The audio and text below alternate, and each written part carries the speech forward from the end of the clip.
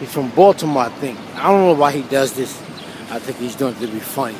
But he always makes fun about like how black women are on welfare or Section 8 or public assistance. And that's the thing with black people.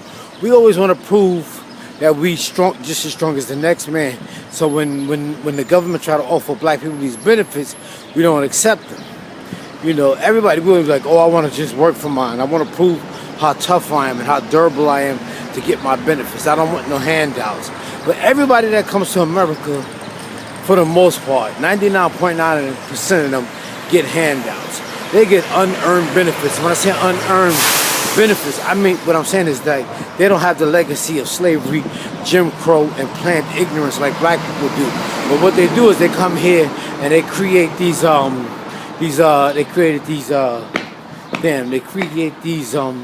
they create these classes to make them seem like they create these victim classes.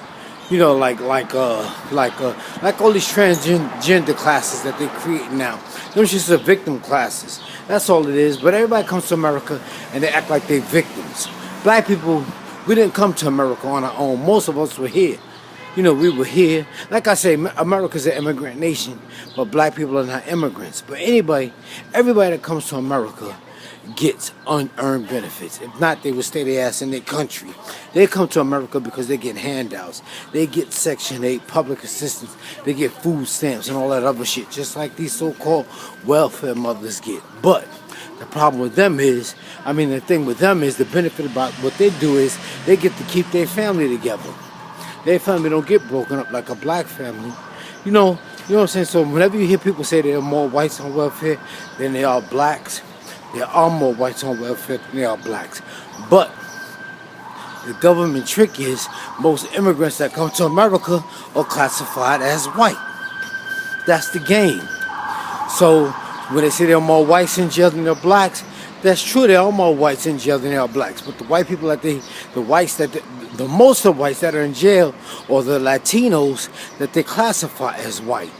The Hispanics that they classify as white, those are the white people that are in jail. For the most part, when they say there are more whites in jail than there are blacks, because there are a lot of Caucasian whites in jail. But for the most part, the ones that they're calling whites are the Hispanics, the Latinos. That's what they do. And the thing about Latinos is that they don't realize that they're being played, but they like that classification because them being classified as white, they receive benefits. That's why. And most of them just want to come to the country, so they don't care what you call them. They be like, I'm gonna call you Tar Baby on paper, but I'm gonna call you Latino in person. So they be like, I don't care. I don't care what it say on paper. Call me Tar Baby. Call me Tar Baby on paper. They don't care. But back to what I was saying is like, stop thinking that all black women are welfare queens. It's some immigrants that come to America, they be welfare queens. But like I said, they don't have to break up their family. They don't have to, even like farmers. Farmers get welfare and they get government subsidized shit too. They get land grants and loans and shit and all that other shit that take care of their land. But their families don't get broken up.